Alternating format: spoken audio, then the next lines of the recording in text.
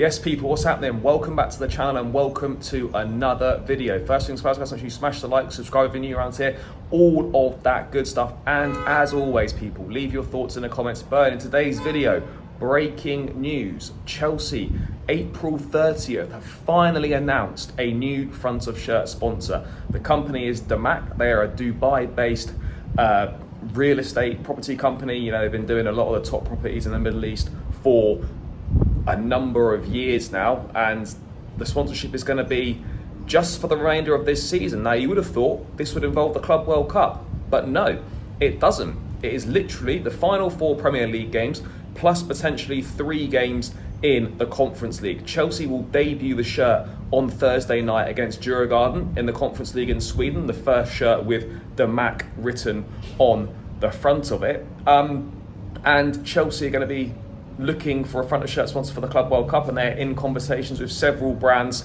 for a more long-term front of shirt sponsorship deal, hopefully that's going to be in place for next season. I don't really know why we've signed this deal for a potential maximum of 7 games. Obviously, we're trying to boost our profile in the Middle East, it would seem. They're going to be doing something called Chelsea-inspired residencies. I'm not really sure what that means or how that works. Are they going to be designing properties with a Chelsea theme for people to stay in, or are the Chelsea players just going to go and stay there when they go on holiday in places like Dubai and stuff? I've got absolutely no idea. From a business perspective, I don't know if it makes much sense or not. You know, you've gone pretty much the whole season with no front of shirt sponsor. Why sticking something on for a maximum of 7 games and 4 Premier League games? That's it. To me, the maths is not mathing. I don't understand the benefits of this. How much Chelsea being paid for a 7-game tops sponsorship deal? It's very hard to tell. I'm not sure if anything's being paid. I've got absolutely no idea. But obviously there's a reason for Chelsea to do it. They obviously feel it's going to benefit them in some way. Damac obviously feel it's going to benefit them as well. So that is the major breaking news, is that Chelsea have got a new front of shirt sponsor for a grand total of 7 games maximum, guys. In terms of the actual front of shirt sponsor for next season going forward for years beyond, obviously I think that's going to depend on whether we get Champions League football or not. Obviously we can get a more lucrative deal if we are in the Champions League. I mean, they'll definitely surely they'll want something in place for the Club World Cup. It's a massive tournament.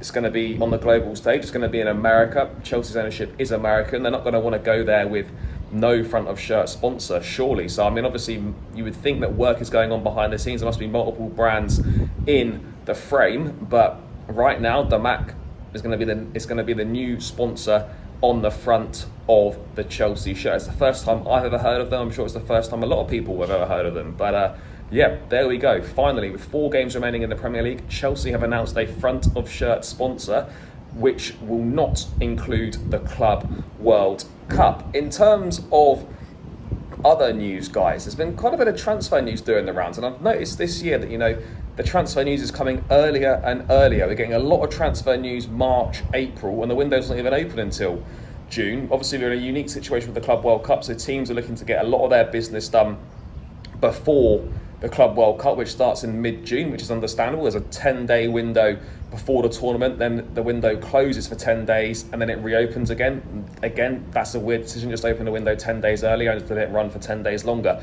Don't know why football always needs to complicate things. But we had some news yesterday that Chelsea are considering a move for Aston Villa star Morgan Rogers. Now, Rogers, good player, having a good season. Obviously Villa would command top money for him, but given Villa in a difficult situation PSR, they may have to cash in on 1 or 2 of their big stars. Morgan Rogers, I've seen that Emi Martinez and Leon Bailey are being lined up for potential moves to the Saudi Pro League, so there could be some movement at Aston Villa. Now, I like Morgan Rogers. He's had a really good season. He's got himself into the England squad. The reality is, though, why on earth do Chelsea need Morgan Rogers? You've got Cole Palmer, you've got Esteban. There's no space. Where is Morgan Rogers playing for Chelsea? Well, the answer to that is he isn't. Where's he playing? You know, for a player that's going to cost that much money, he would want to come to Chelsea to play on a regular basis and be a big part of the team. There's not the space for him in the squad. There really isn't. So, as much as I like Morgan Rogers, I do hope that this is a is a no-goer. I really hope this is a no-goer, because it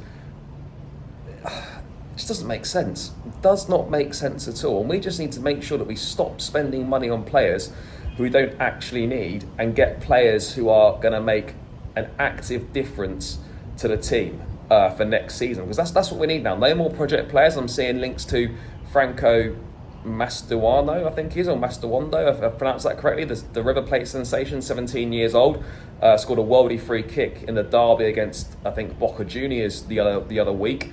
Clearly a big talent. £38 million release clause. Real Madrid interested, Man United interested. I'm just like, guys, we've got enough of these players. We don't need to keep signing young attacking midfield players from South America. Just stop. Maybe we need to check ourselves into rehab for our addiction to signing young South American kids, or just young players in general. Maybe that's what needs to happen. But yeah, I'm not getting an awful lot of sense of the transfer business which is going on right now. I've had obviously a bit more of an update on Nico Williams. David Ornstein and others have reported that Chelsea have Nico Williams on their list, and there's been an article from the Man United correspondent for the Daily Mail saying that representatives of Nico Williams they want more than £400,000 a week. Are you hearing that, guys? Nico Williams' representatives are wanting more than £400,000 per week. Chelsea and Arsenal said to be amongst the interested clubs. Well, I can tell you now, if they're pushing for that, there's probably only one place in the world they get that, and that would be in Saudi. And secondly, Chelsea, I can tell you, are out the race. I don't need any sourced information. I don't need to wait for any updates from any journalists. If those demands are true, Chelsea are not in the race for Nico Williams. And I don't even think Arsenal would pay that for him. We get reports saying that Chelsea are prepared to go beyond their wage structure for the right player. I'd be shocked if that player was Nico Williams. Because if Chelsea were going to go above and beyond their wage structure, they do it for a player with experience, with quality. I'm not saying that Nico Williams doesn't have quality, but with proven quality, and someone that could come in and make a difference and offer that leadership. They wouldn't do it for a 22-year-old winger who still has a lot of developing to do and is still not the finished article. So, yeah, I think we can rule ourselves out of the race for Nico Williams, guys. Yeah. I mean, I don't know how his people think he's going to get that much. He can get that much money for him. It's just outrageous. But this is the climate we're in today, so if you don't ask, you don't get. But I think he'll find very, very quickly there will be little to no suitors for his signature if they try and stick to those demands. It's also not been ruled out that he could sign a new contract with a fresh release clause in it, probably be an increase on the £48 million release clause that is currently in there, guys. But yeah, Chelsea, Djurgården tomorrow in the Conference League, the semi-final first leg. Looking forward to it in a strange sort of way. It's going to be a plastic pitch. Could be a potential banana skin ahead of a big game against Liverpool on Sunday. I don't know whether I'd go full strength or not. I'd probably go reasonably strong, but there'll be some rotation. The likes of your Dewsbury Hall starting, your Tyreek Georges, your Action Pongs, maybe Tosin or Badia Shield comes in at the back. Jorgensen will be in goal. But the problem we've got now is both these legs come ahead of massive games in the Premier League against Liverpool and against Newcastle.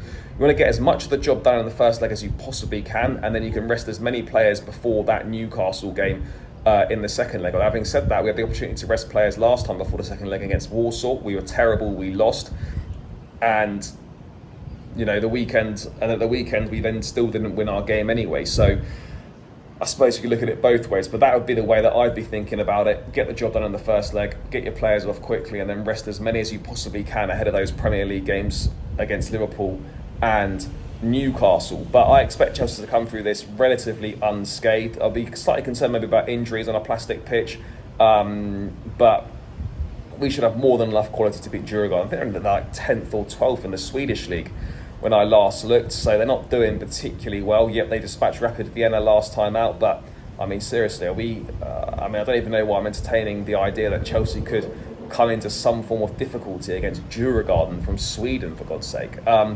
But yeah, we'll have to show Arsenal how it's done in European semi-finals. Let's get ourselves booked into that final, and let's look to complete this set and maintain our status as the pride of London and the only team in London with a European Cup. But yeah, guys, that's some thoughts on the latest Chelsea news. The big breaking news today is that Chelsea have announced they've shirt sponsor, Damac, Dubai-based real estate company, and it will be for a maximum of 7 games.